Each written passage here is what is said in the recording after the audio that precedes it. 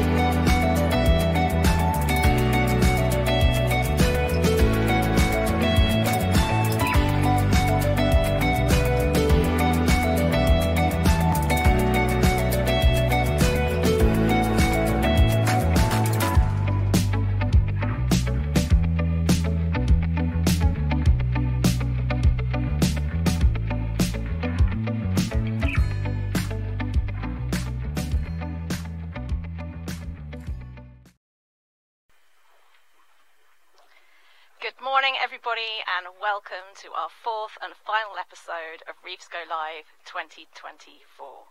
Today, we are at this amazing dive site in Little Cayman called Meadows, and we are here to celebrate World Ocean Day, which is a whole day dedicated to protecting the marine environment.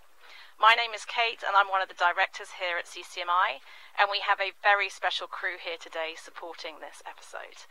I'd like to introduce you to Ryan, who is our underwater host, and he's one of our educators at CCMI.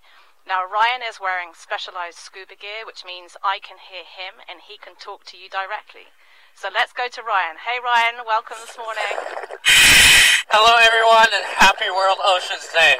I want to give a special shout out to our dive buddies who are joining us from the Cayman Islands Cinema on Grand. I'm delighted to be able to talk to all of you guys today from our beautiful reef on Little. So, today we're going to be talking about corals in a changing climate. Now, at CCMI, we believe learning should involve a discussion.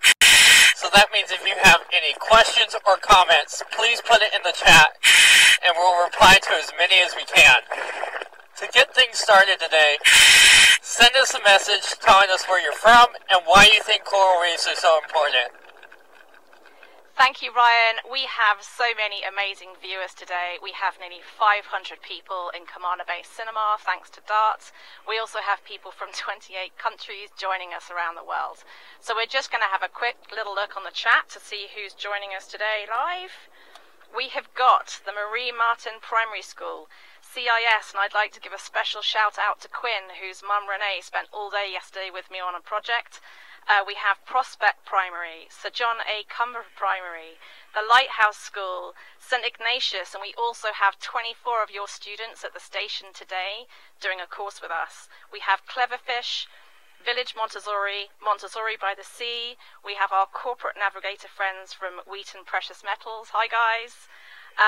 We also have lots of people joining us. EEPS, we have Carol from Vermont. We'd also like to say hi to the National Trust's Cayman Islands, who we know are in the cinema with us. And just keep those coming in, guys, and let us know why you think reefs are important. Now, we're going to move on and take a few minutes to talk about what we're going to cover in today's topic. So, you have all heard about climate change, and we're going to do a real-life case study today on why climate change and how climate change is impacting our reefs. So, to get us started, Ryan, can you just remind us all, what climate change is? Absolutely. So, many of you have heard that the climate has been changing for millions of years. But why does this actually matter now? So, the climate has always changed over the course of history, and that's very natural.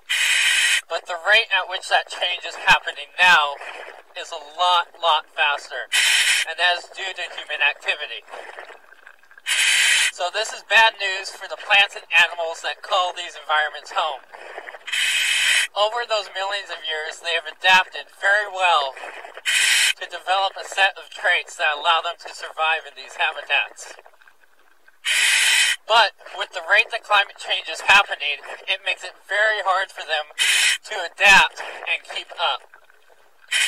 Kate, can you tell us a little bit more about this? Yes, Ryan, I certainly can. So climate change is definitely speeding up, and that is mainly because of our use of fossil fuels. And this includes coal, natural gas, and oil, and we use fossil fuels to create energy. So we are burning greenhouse gases, and that is creating excess in our atmosphere. Now, greenhouse gases do exist naturally in our atmosphere anyway, and they're incredibly important and balanced for making sure we have a warm planet. But what's happening is that we are burning fossil fuels at increased rates, and that is releasing more and more gas, and it is then warming up the whole world, really, and it's definitely warming our oceans. So imagine being asleep at night and you've got your favourite blanket on and it's all cuddly and lovely, but then someone puts 1, 2, 3 more blankets on top. You're going to start feeling uncomfortable and you're going to get too hot, and that's exactly what's happening in our planet right now. So, this is just one aspect of climate change. And actually, just before we go on and ask Ryan some questions, let's just look at why you guys think corals are so important. So, Joshua Dixon from John A. Cumber says coral reefs are important because it supplies homes for the fish. Liam from St. Ignatia thinks reefs provide habitat for many species. Mila says coral reefs are so important because they make homes. Yep. Deja says John A. Cumber Primary, it's special homes to creatures. So yes, guys, like, you know, our coral reefs are homes to 25% of our creatures, actually, and more so on a more pelagic basis. So, before we start talking about climate change and how it impacts the ocean, Ryan, can I just ask you to remind everybody what a coral reef is? Yes, absolutely. So, if we look at this coral right here in front of me, it's made up of a bunch of soft-bodied animals called polyps. Now, these polyps are clear, soft-bodied animals that secrete a calcium carbonate skeleton that form a protective cup that polyp can sit in. Now, they don't just live alone. So, the thing that actually gives the corals their color is a photosynthetic algae called zooxanthellae. So these live inside of the coral, and they have a very unique relationship. So they have a symbiotic relationship with the coral as they produce food that the coral is able to use, and in return, they're able to get a place to live. So, did you know that we have a symbiotic relationship in our very own bodies, especially in our guts? So we have gut bacteria, which helps us digest food and maintain a healthy immune system. And if we get really sick or unwell, it can disrupt that balance and that gut bacteria. And that's exactly what is happening with the algae in coral. If it becomes unbalanced, particularly from high temperatures, then the coral expels those zooxanthellae. So warming oceans and climate change are creating a bit of a tough time for our corals. Ryan, can you find us an example of a bleached coral down there, or is it too soon? So, on the reef right now, we don't have any examples, but I did bring an example from our classroom. So, the two corals you see in front of me, the one that's on the reef and the one I brought from the classroom, are actually the same species. So, when that coral bleaches, it ends up losing that colorful algae, or its zooxanthellae. And that is when you can see through that clear coral polyp all the way down to the calcium carbonate skeleton. So, when it does that, it kind of gives the corals a ghostly appearance, kind of like they were dipped in bleach, which is why we get the term coral bleaching. So, for you guys, we have a question on when a coral bleaches, do you think that coral is actually dead?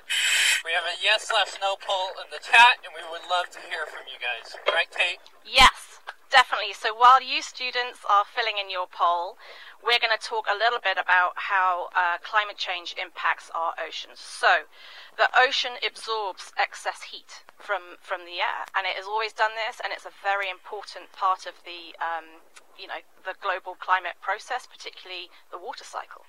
But what's happening is with the increase in carbon dioxide, we have more and more heat is being absorbed by the ocean. Now, this is having an impact. Our oceans are warming, and we are seeing higher frequency and more severe marine heat waves. So, Ryan, can you tell us about what a marine heat wave is and what it does, please?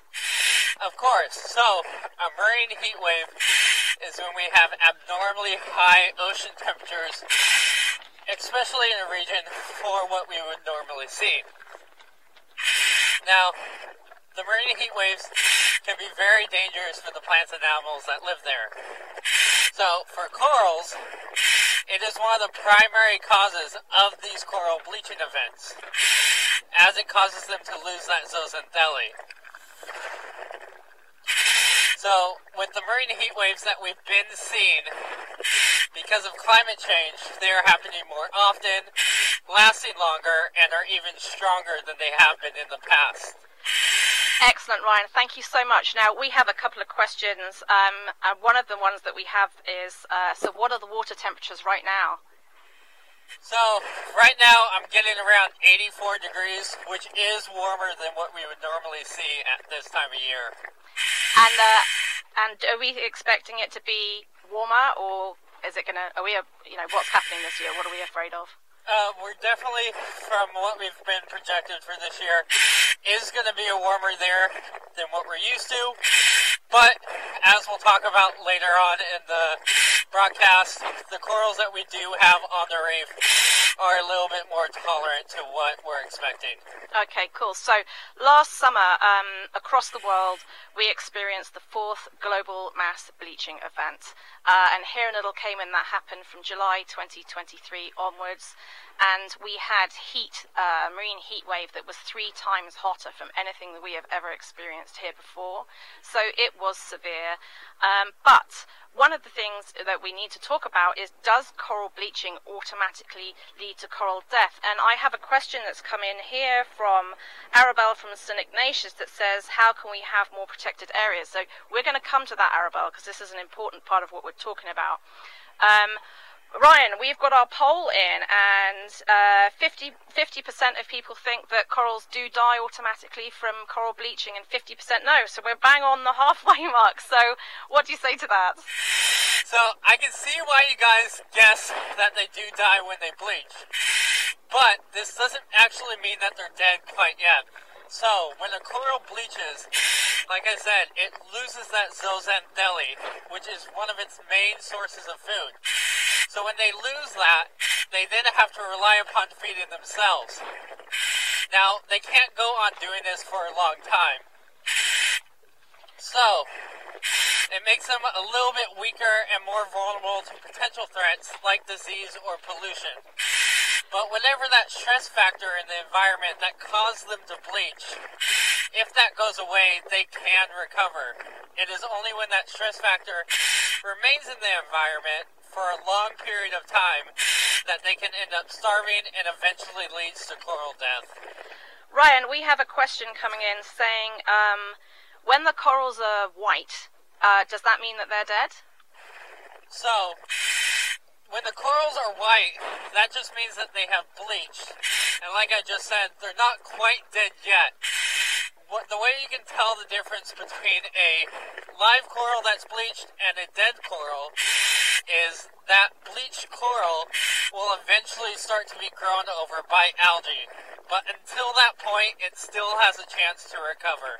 Excellent. Thank you so much, Ryan. So, we're going to move on to our case study, which is based on that very hot summer last year, and it's the impacts of bleaching on Little Cayman's reefs. Now, sadly, because of the heat wave, 90% of our corals bleached last year, and that resulted in 50% coral mortality or coral death. But we are still finding out and understanding what the impacts of these bleaching episodes are, and it's not all bad, so please don't worry. And Ryan, can you tell us a bit more about what we're learning from these episodes? Yeah, so not all corals react the same to bleaching events.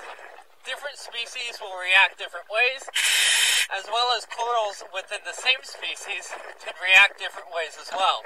So, with the bleaching event that we had last year on Little Cayman, what we learned was that some of the stress tolerant, or some of our reef building corals, so like that great star coral that I was talking to you guys about earlier, they tend to show lower initial mortality after bleaching, whereas corals like our weedy corals, or like our lettuce corals that we have out on the reef, these showed a higher rate of mortality after bleaching. Thank you, Ryan. That is super interesting because we are really learning which corals can recover and which corals, don't. But one thing that we do know is that we need to take away extra stresses. We've got a question that's come in saying, is there anything we can do to help impact or reduce human actions whilst corals are bleaching? Yes, and that was from Mari from St. Ignatius. So we definitely can. So overfishing, pollution, all the stresses that contribute to just that little bit more pressure on the ecosystem, where we can reduce those, we should. So we're going to give you a good example right now. If you are running a marathon and you are running uphill and you're not feeling very well and you're in a city that's full of vehicles, smog, and it's like, ugh, disgusting, in comparison to someone who's running a marathon on a nice flat course. They feel super brilliant, and there's nice fresh air. So, you know, those corals, when they are recovering from bleaching, they're sick. They want to be, you know, treated as best they can so that they can recover. And that's really where people in coastal systems can help. We can impact, you know, what is happening to the reefs around us. We need an overall healthy reef ecosystem. We have a couple of questions that have come in on the chat here, saying, you know, what can we do? Are there any animals that can help fight climate change? I'm going to answer that for us before we come to Ryan. Yes, a healthy reef ecosystem, which we're going to talk about in a minute, is absolutely key to helping fight climate change, as well as understanding more about the marine environment, which we'll also talk about in a minute. And Mila from CIS wants to know, does climate change also affect fish? Now, fish will move if they're uncomfortable. So if we just imagine that you've got too many blankets on and you're starting to feel that it's too much for you, they're going to move and their patterns are going to change, and that can have an impact on coral reef. Right, but we have a really healthy coral reef ecosystem here in Little Cayman, and this is what makes this case study so important and also gives us hope. So Ryan, can you describe what a healthy reef ecosystem is for us? Yes, so a healthy reef ecosystem should have a good amount of coral on it and not too much algae or stuff like seaweed growing on it. So luckily, like this area right here, there's some coral cover, there's some algae, but there's not too much. So we're going to pick up with Ryan and the team, and we're going to talk about healthy ecosystems. So one of the questions that's come through on the chat is, how can we help coral reefs, you know, recover from bleaching? And the answer is we must maintain the entire healthy reef ecosystem, and that is something that we can influence. So keeping local stresses to a minimum, making sure that there is effective management in place. Here in Little Cayman, we have 60% marine park areas, which is absolutely brilliant. So we can give our corals a great chance at recovering on one hand, but on the other hand, we also just need to keep looking for solutions. But Ryan, can you explain, as part of CCMI solutions, there's two things we're going to talk about today. One is monitoring, and the second is looking at really high-tech research. Ryan, can you tell us how CCMI has been recording ecosystem health? Yeah, so CCMI has been monitoring the reefs of Little Cayman for over 25 years. So we do this in July or August when we do our AGRA surveys. So AGRA stands for Atlantic Gulf Rapid Reef Assessment. It is basically a set of steps so we can have scientists go out and make sure that we're collecting accurate data each time on our reefs. So, for this, we go out with special tools that help us to monitor and look at the corals we have on the reef, as well as the fish and all the different animals that we see around. So for Little Cayman, we have used this monitoring, and it has told us that the reef system here are pretty unique. And as part of this case study, this is really important news. In comparison to other Caribbean areas, because we have healthy reefs, there is more opportunity for the recovery. Before bleaching in 2023, CCMI's long-term monitoring showed that Little Cayman's coral cover was at 20%. In comparison to 10 to 15% across the region. So, you know, we are hopeful that because we had more coral to start with, that the species can recover. So the other amazing thing is that the AGRA has shown that we have had a great fish abundance, including herbivorous fish, which are those ones that eat the algae, such as parrotfish. And since 1999, because of laws that have been put in place here, we have seen a superb increase in parrotfish numbers. So they will help maintain that coral reef health. We have a question here, actually, and it says, Ryan, the question we've got is, do parrotfish hurt the coral when they remove the algae? So, when the parrotfish are eating the algae, most of the time if they're eating the algae, it is going to be on a piece of dead coral. But there is still the chance that the area they're feeding on the reef could potentially, but it is very important to have those plant-eating or herbivorous fish to remove that algae so that way it doesn't outcompete the coral for space on the reef. So, we've explored the damaging impacts of climate change on our coral reefs, both in Little Cayman and globally, and also looking at how monitoring can really play its part in us understanding coral reef health and also, those patterns of recovery over the years.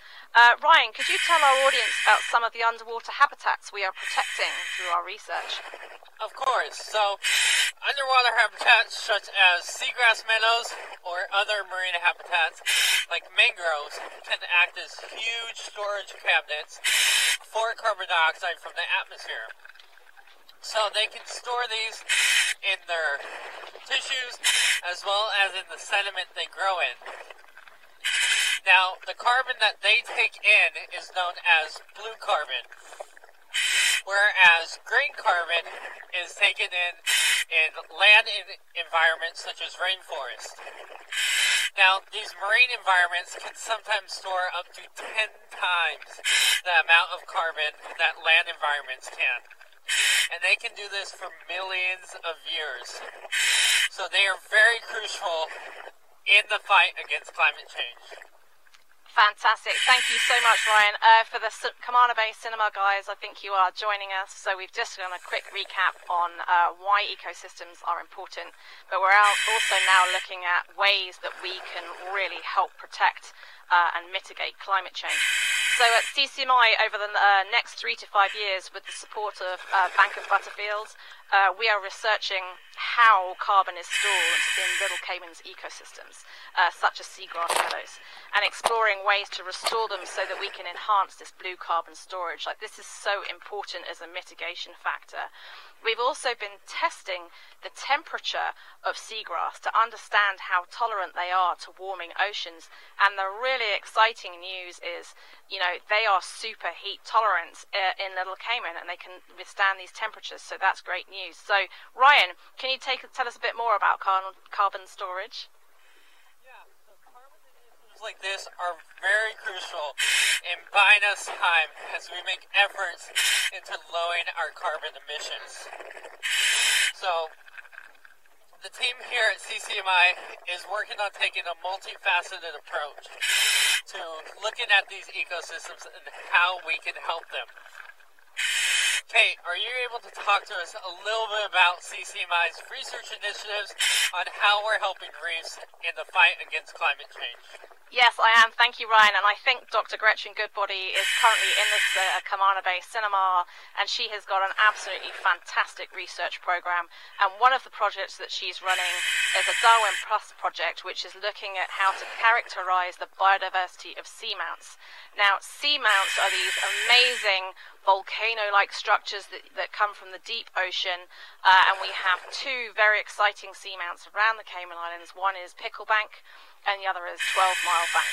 Now, this project is really looking to map and understand the ecosystem health here, and this was touched upon in one of our Reef Skylives earlier in the series, but it has particular relevance for fighting climate change. So these deeper waters are cooler and they're further away from human impact. So they could provide hope for the future of the coral reefs, particularly serving as a refuge if waters become too hot along the coastal lines. So Dr. Gretchen's work so far, they have identified that on 12 Mile Bank there is a very productive coral reef system, and there is an abundance of fish. So exploring unknown areas and finding out more about the ocean is so key to what needs to happen to protect the ocean for the future. Ryan, can you explain to our audience how CCMI's research team are expanding on this work? Yes, so to build on the understanding that coral reefs at these deeper depths could provide a potential refuge, CCMI has been working with the U.S. National Science Foundation and partnered with the University of Haifa. So, in their research, they're looking at how these corals can adapt to these extreme environments. So looking at the coral babies from shallow water corals and seeing if they're going to be able to potentially adapt and live at these extreme depths. So, Kate, what are some of, sorry. That's okay, Ryan. So, I think, that's an excellent summary. Thank you so much. So the study really provided some helpful results for us to understand how corals can adapt to warming oceans. So we've got 2 or 3 things happening here. Firstly, we continue to monitor so we understand what the patterns are. So we can see that the reefs here recovered from bleaching in 2015. But there's so much we don't know about the ocean, so science is really key. So finding out how these corals can and naturally will adapt, but we just need to give them some help. So although last year's bleaching was severe, and our reefs are definitely feeling the impacts of climate change, and we are all quite nervous about the water temperatures so far this year, we do have help, and we have hope.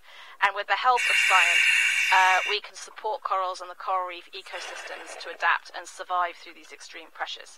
So let's check in with our dive team before we go for some final questions, please. Are you guys okay down there? Yeah, we're doing great. Okay, let me have a look and see what we've going on. Aurora from CIS wants to know what percentage of coral reefs have been bleached. So Aurora, we had a small intermittent crash on our internet, which is just fantastic when you're live streaming to lots of people. Sorry about that, everybody. So 90% of Little Cayman's corals bleached last summer, which was just visually one of the most harrowing things to see because it all just went white.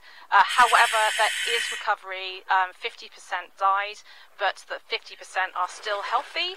And what we are really hoping is that because they were tolerant to heat last year and bleaching, that they will still be tolerant to heat and bleaching this year. And all we can do is hope.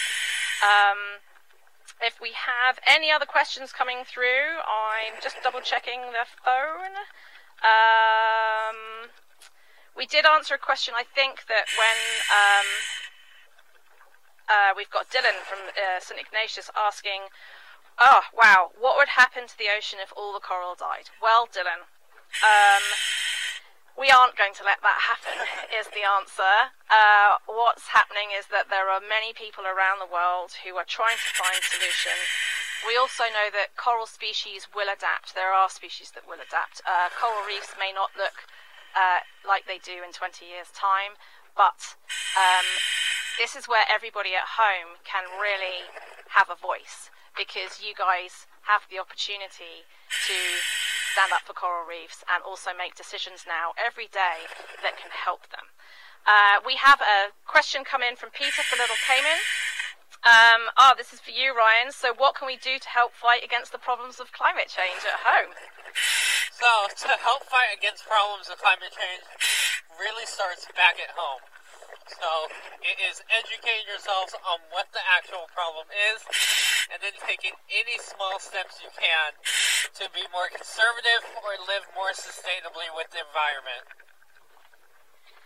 Excellent. Thank you very much, Ryan. I think, too, we have got one more question just come through, which says, Cohen from the village Montessori wants to know why the coral reefs are affected on each of our islands. Ryan, do you want to answer that one?